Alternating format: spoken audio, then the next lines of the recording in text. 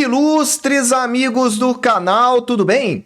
No vídeo de hoje falaremos sobre a indicação de gestores da XP, do Itaú e do Santander a respeito de títulos públicos.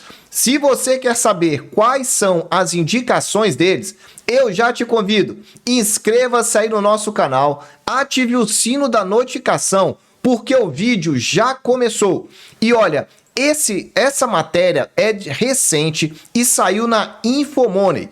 Esse é o título da matéria, que não expressa exatamente o que está dentro dela. Vamos entender um pouco melhor então.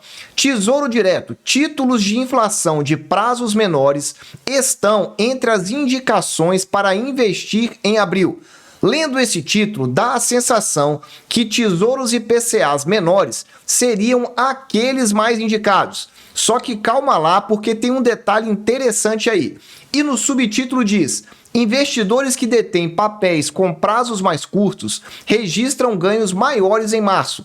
A receita deve ser a mesma desse mês. Ou seja, o que ele quer dizer é que são os títulos com vencimentos menores, mais próximos, são os que devem render melhor também no mês de abril. Só que vamos entender um pouco melhor o que vem aí na matéria. A matéria começa dizendo então que as altas das taxas de juros são um convite a investir na renda fixa. Eu acho que isso você já sabe e eu tenho dito aqui no canal dia após dia, mês após mês. Só que ela faz duas ressalvas: o cenário político e a situação global de crédito, que foi o que chamou a atenção no mês de março. E ela detalha um pouco maior, dizendo as discussões a respeito do setor de petróleo, com o imposto temporário sobre exportações, as indicações para a diretoria do Banco Central, que estão aí pegando fogo, e acho que o ponto principal é esse: a apresentação da proposta do governo para o novo arcabouço fiscal, que já foi apresentada. E em breve nós teremos acesso ao texto final, que vai para o Congresso para ser feitos os ajustes e aí sim a aprovação desse novo arcabouço. Então, em termos de Brasil, a matéria começa trazendo aí esse cenário. E eu concordo, foi exatamente isso aí que aconteceu nesse mês de março que passou. Depois ela fala sobre as preocupações aí e o cenário do mercado externo, ressaltando então que nos Estados Unidos a crise no setor bancário foi iniciada com a Silicon Valley Bank. Olha um detalhe sutil da matéria. Ela diz que a crise no setor bancário iniciada com a Silicon Valley Bank, dando a entender que essa crise não acabou. Ela foi iniciada, mas ainda não terminou. E para confirmar isso, continua a matéria dizendo que dois outros bancos regionais, o First Republic e o Signature, enfrentam crises semelhantes nas semanas que se seguiram. Então veja aí, a situação não passou e temos outros potenciais candidatos aí a quebrarem e a trazerem preocupações para o mercado. Isso fez então com que as autoridades americanas optassem por garantir os depósitos dos clientes. Só que tem um detalhe que talvez você não saiba: a grande maioria desses clientes que foram resgatados são aqueles que estão acima do teto americano de 250 mil dólares. Em outras palavras, o resgate foi principalmente de grandes investidores, para você entender o que está acontecendo. E aí, com essa parte internacional, ela diz: a volatilidade seguiu elevada. E eu volto a dizer, nós estamos num momento delicado. Nada melhorou do ponto de vista macroeconômico. Se você quer entender o que eu estou falando, entre para o clube de membros e você vai ver aí a nossa nova playlist, Indicadores Antecedentes. Já gravei um vídeo e nesse final de semana, o segundo vídeo para você que é do clube de membros. Continuando, aí sim, entramos na parte da matéria que efetivamente fala das indicações dos gestores. E começa falando aí da indicação da XP. Pela XP, ela começa a dizer então que os interessados em investir no Tesouro Direto nesse mês, a recomendação que prevalece é a cautela. Eu venho dizendo aqui para você, o melhor ainda está por vir. Você está vendo taxas desabando e continua aí preocupado, vendo então que as oportunidades passaram.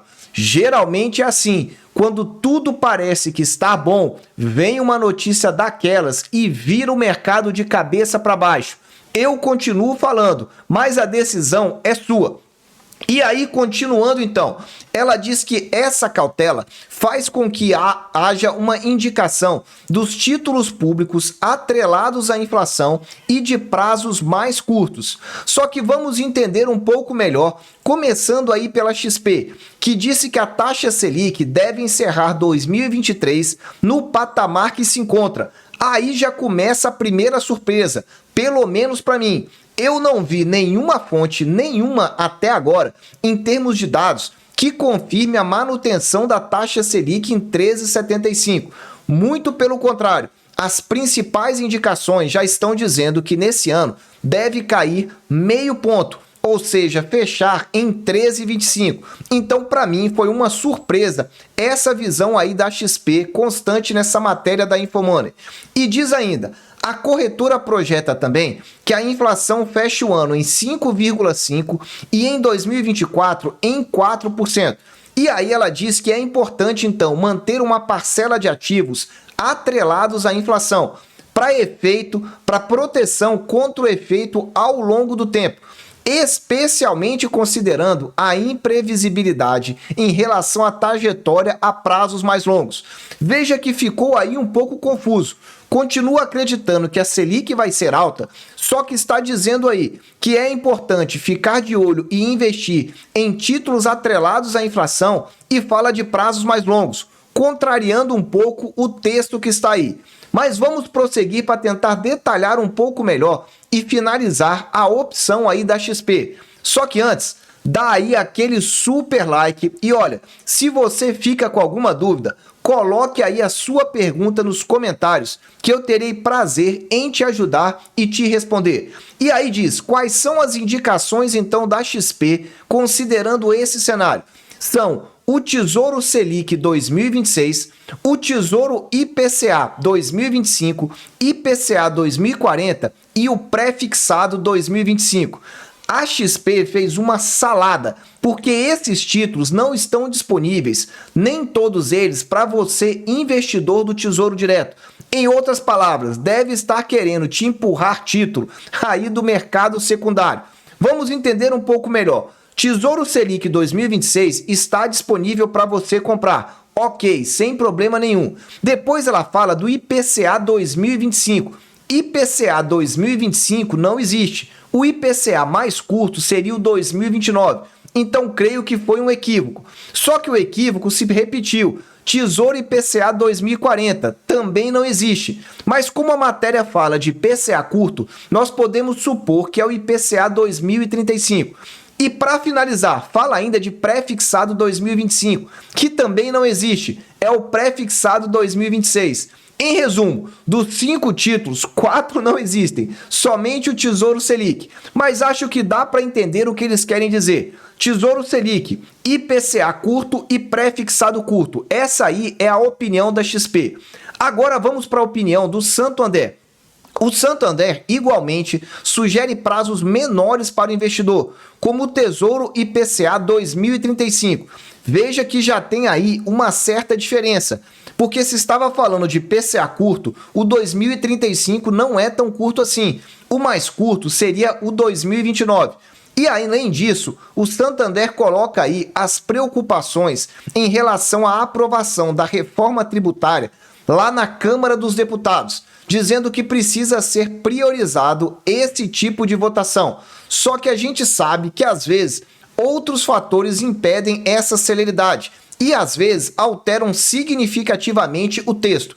Mas continuando então, vamos falar agora então das indicações do Itaú para a gente finalizar com essas informações e trazer um resumo final para você.